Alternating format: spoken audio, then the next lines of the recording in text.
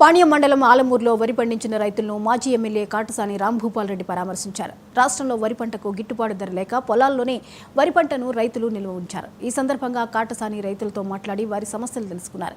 వరి ధాన్యానికి గిట్టుబాటు ధర కల్పించడంలో కూటమి ప్రభుత్వం విఫలమైందని కాటసాని విమర్శించారు. ప్రభుత్వానికి బ్రాందీ షాపులపై ఉన్న ప్రేమ రైతులపై లేదని కాటసాని ఆగ్రహించారు.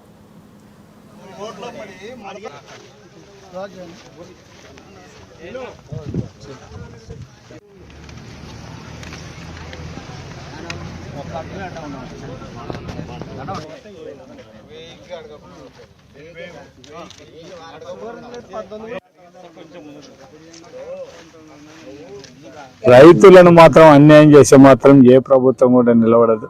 రైతులకు న్యాయం చేయాల్సిన బాధ్యత అందరి మీద, అన్ని రాజకీయ నాయకులు, అన్ని రాజకీయ పార్టీల మీద ఉంది.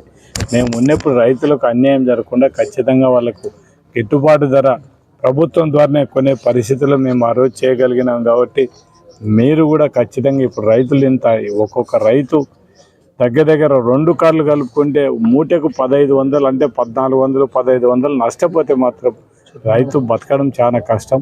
ఇప్పుడు ఉండే పరిస్థితులు మందు రేట్లు పెరిగినాయి, కూలీలు పెరిగినాయి. కూలీలు కూడా అంతకుముందు కంటే ఇప్పుడు అంత కూలీలు ఇవ్వండి కూడా ఎవరు రాని పరిస్థితి. కాబట్టి రైతులను ఆదుకోవాల్సిన బాధ్యత ఉంది. కాబట్టి మా నాయకుడు జగన్మోహన్ రెడ్డి ఆదేశ ప్రకారం మేమంతా కూడా ఈ రైతుల కష్టాలు మనకు కూడా తెలుసు. కాబట్టి ఒకసారి రైతులతో మాట్లాడి మనం ఏ విధంగా సపోర్ట్ చేయడానికి ఉంటే చేద్దామనే ఉద్దేశంతోనే ఈరోజు వచ్చి ఆలమూరు రైతులతో అందరితో కూడా మా నాయకులు చేయడం జరిగింది. మేము ప్రభుత్వాన్ని డిమాండ్ చేసేది ఒకటే, రైతులకు గిట్టుబాటు ధర కల్పించండి.